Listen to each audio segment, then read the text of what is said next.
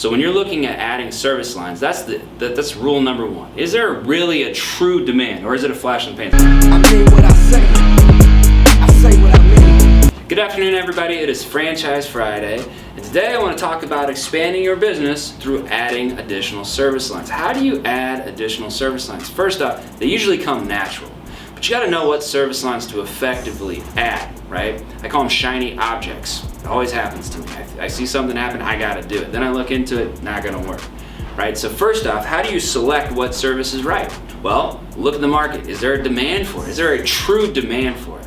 Right, I've had some people look and go, Dustin, I want to start in senior care, I want to start transportation services. What does that entail? How does that look? You might do 1 or 2 clients a month, right? You might do none for 3 months. There's not really a business behind that in my eyes. It works for the actual transportation services because that's all they do. But with senior care, our caregivers are their transportation services. So why add that in there as a completely different service line? It is a bundled package. Didn't work. Senior placement services for us did work.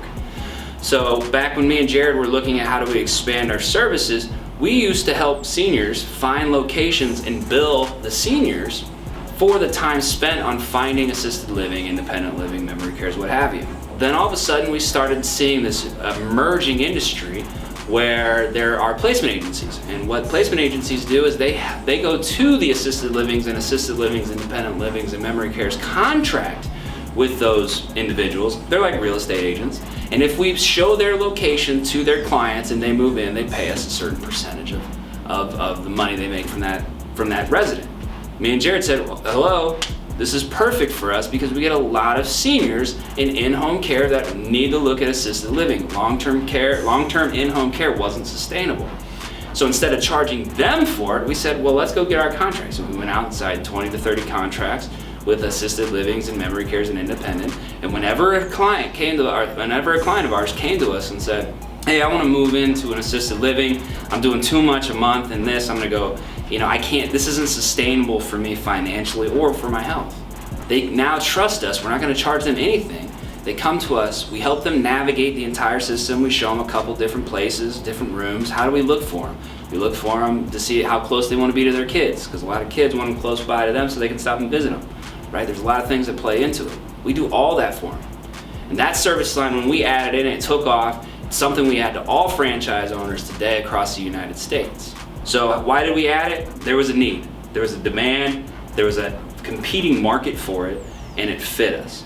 So when you're looking at adding service lines, that's rule number one. Is there really a true demand, or is it a flash in the pan? Does someone just ask for it one day and you're like, wow, that should really work, and then it never happened? Another example that a place at home went through was during COVID, right? A lot of people were trying to figure out how can we grow during this time. So Jared and I looked at it and said, all right, there's something here. We have CNAs, we have medical professionals. Why not go to small businesses and try to do health screening? We pushed that through our entire franchise system, trying to get people to go to corporations and say, hey, we'll screen your employees.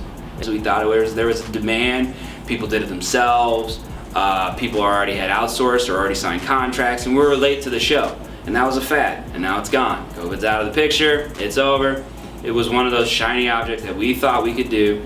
We tried it, failed at it, scratched it. And that's another thing that you should do when looking at service lines. Keep a tight rope on it. Don't put a lot of money into it if it's not working.